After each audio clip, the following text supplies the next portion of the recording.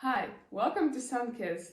My name is Laura, and I thought in this video, why not get to know each other? As this is my first video, I thought let's do a little Q&A, questions and answers, so you can get to know me. The first question I put down on my list is, how old are you? And I'm 20 years old. Next question is, who taught you how to crochet and knit, and what age were you? And I would say it had to be my mom, but I wouldn't particularly remember what age I was. I just know that as long as I remember myself, I remember knowing how to crochet and knit.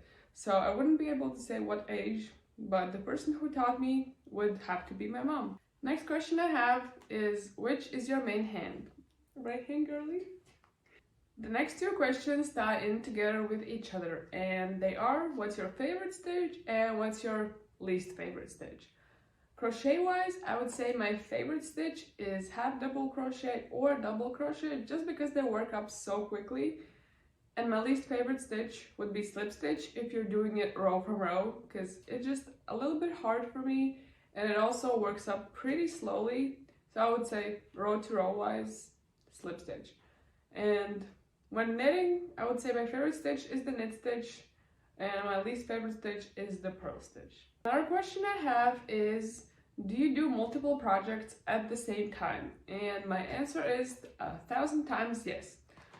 Recently, not so far in the past, I limited myself to only one project, and I told myself, when you finish this one, you can start another one. But I don't believe that anymore. And currently I have 3 projects that I'm working on, and I think it's good for you. Because when you get tired of one project, you can switch to another one.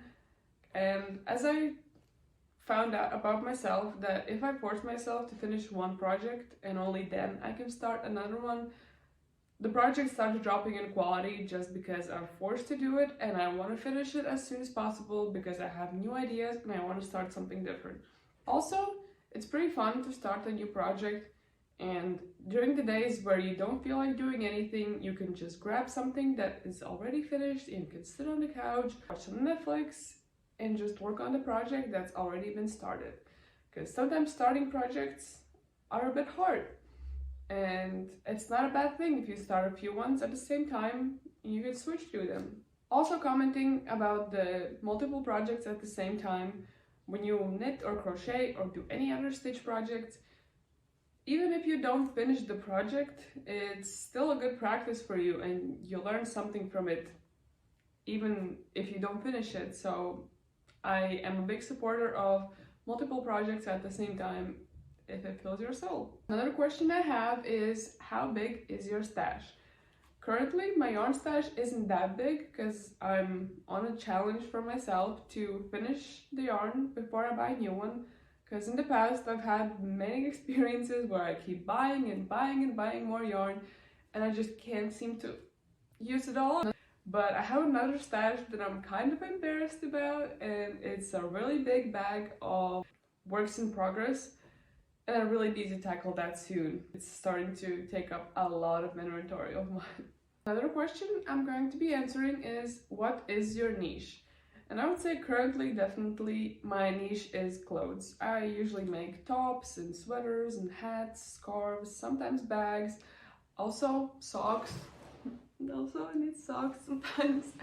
So I would say mostly clothes. Another question I have here, which is kind of an interesting one, is, do you weave in the ends as you go or in the end of the project?